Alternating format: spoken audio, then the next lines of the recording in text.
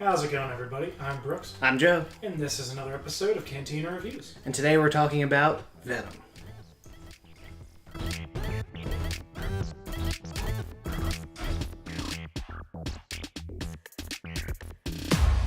So we saw Venom the other night. We did, yeah. And we did see that. That did happen. Yeah.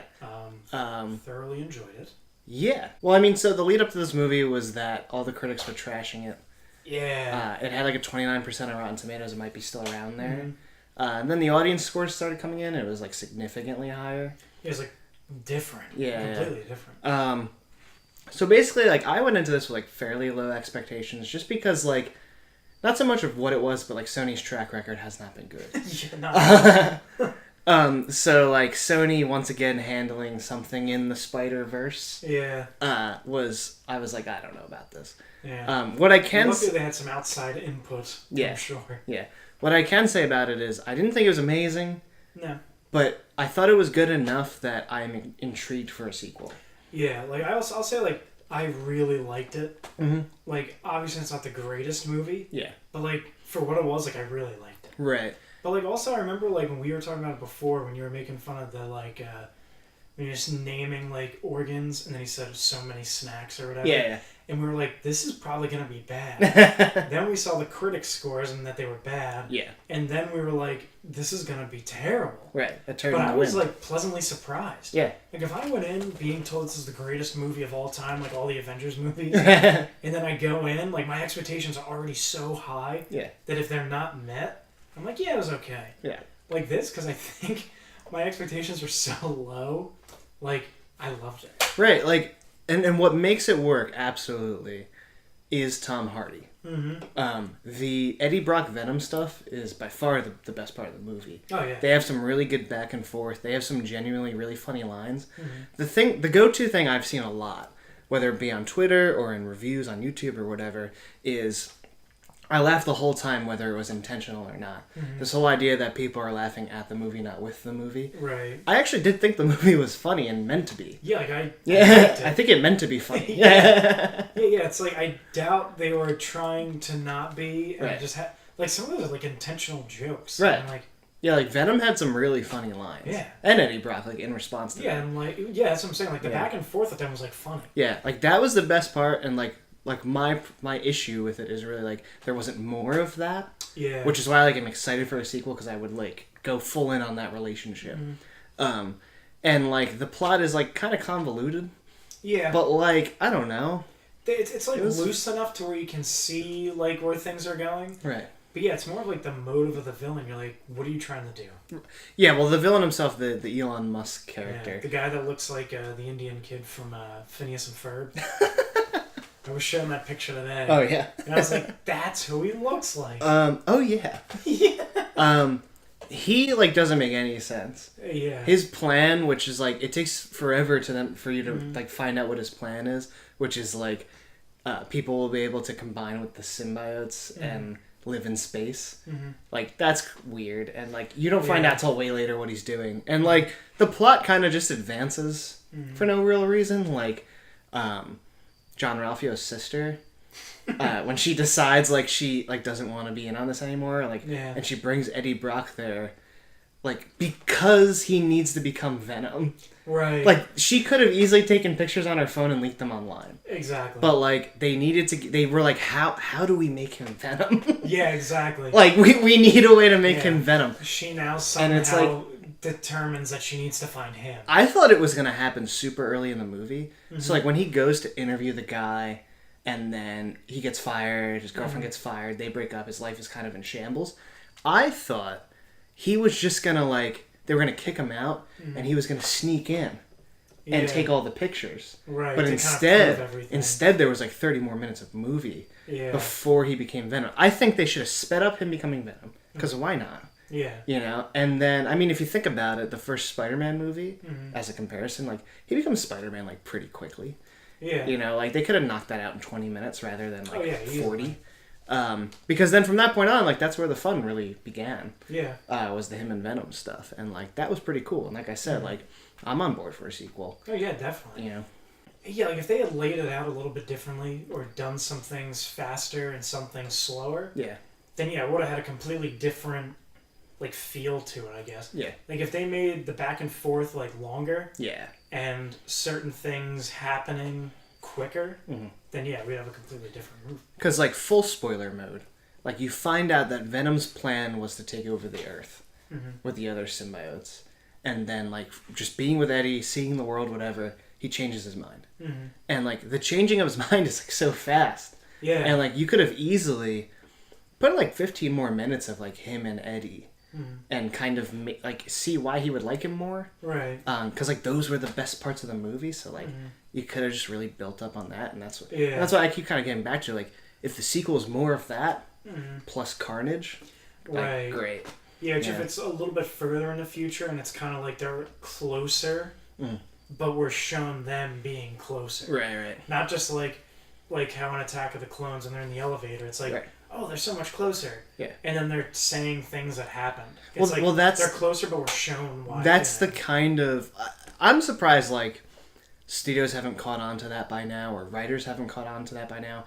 Like, show, don't tell. Mm-hmm. And, like, the Attack of the Clones is, like, the perfect example. Like, Obi-Wan and Anakin telling us how good their relationship is over the last 10 years. Yeah. And, like, it's kind of like that. Like, Venom tells us he changed his mind. Mm-hmm. I don't really see why. Yeah. It's like, because I like Eddie now. Like, yeah, exactly. Like, he's at the top of that building. He's like, oh, it's a nice looking world. And then about 15 minutes later, he's like, no, you changed my mind, man. Yeah. It's like, wait, when? And then the like what should be like the third act of the movie where he's now good-ish and he's gonna fight Riot is super quick. Yeah. Like weirdly quick. Mm-hmm. So yeah, like a little bit of moving, I guess. And elongating the second act rather than the first act, and it would have been really good. But like where I stand now is like I really liked the Venom stuff. If there was more Venom, I would have liked it more.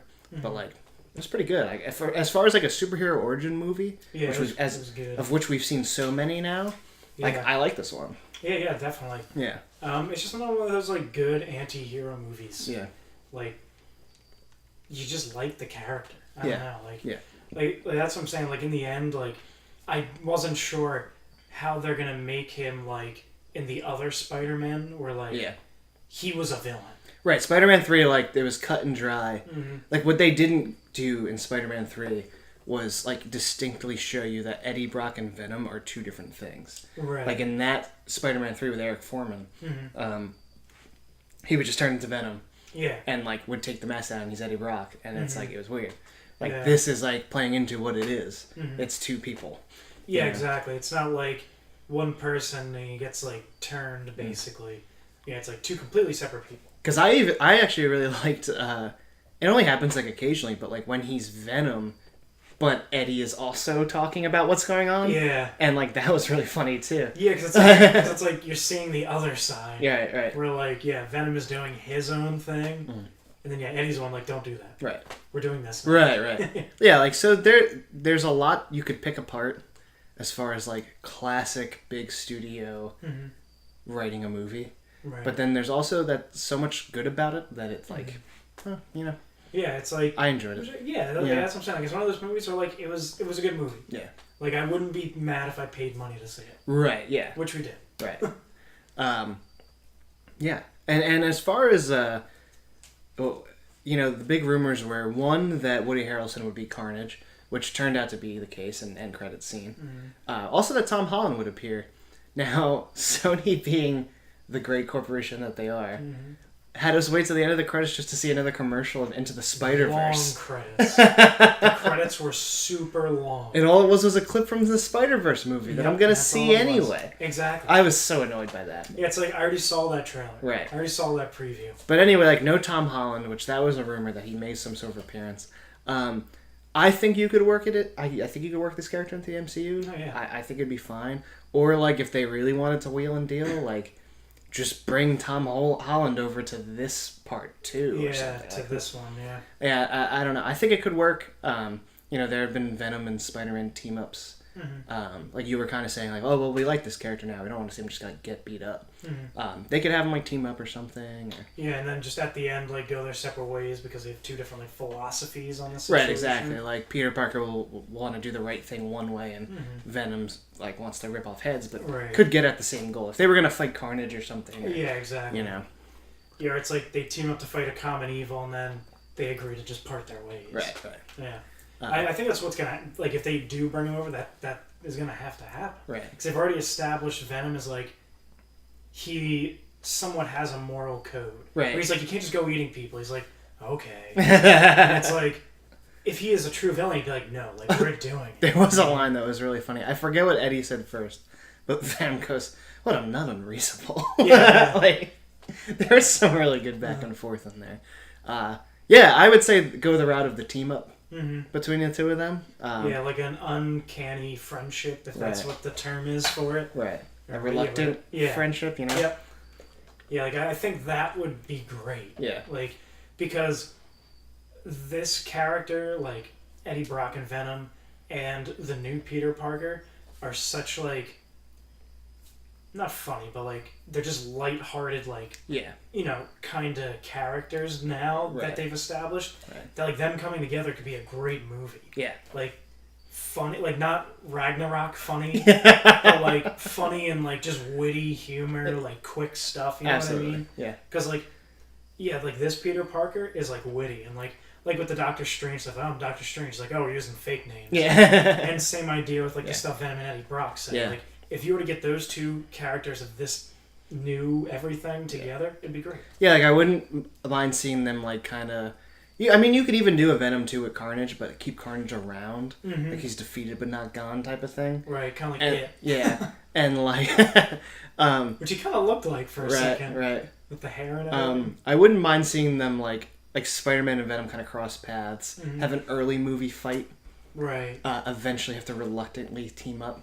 Oh, yeah, so overall, our verdict is, like, it's pretty good. Yeah. I would recommend seeing it, and it's kind of like, you know, it might come down to, like, whether, like, the character might work for you or not, and if the character works for you, you'll probably like it, and if it doesn't, there's not that much on the outside to like about it. Right. It's like, I think Tom Hardy makes it work for me. Mm-hmm. Yeah, definitely. Yeah. Yeah, I thought that, like, they built the characters pretty well. Yeah. You know, we weren't just thrown into something. Right. And it's like, this is what it is. Right. And I liked that it wasn't just like a gritty, dark, Venom's bad. Right. He's eating people. Like, yeah, exactly. There was some good humor to it and actually funny stuff. Right, yeah. But yeah, pay attention to the channel. We'll have more things coming out about Marvel. More things. More things and stuff. Yeah. Coming out about Marvel. Yeah. Definitely as we approach the next couple of movies coming out. There's a lot coming out this winter. I mean, the previews before Venom were stacked. There were like with 8. DC it was like Marvel. 8 straight superhero movies. Yeah, and that's why I was like, oh, which superhero trailer is this? Yeah. And then you're like, oh, it's blah, blah, blah. And I was like, what? I was joking. And then sure enough, it was, Shazam. Shazam. Yeah, I was like, oh, what superhero movie is this? And you're like, I think it's Shazam. And I was like, what? I was like, that was a joke. And sure enough. So once again, I'm Brooks. I'm Joe. And this has been another episode of Cantina Reviews.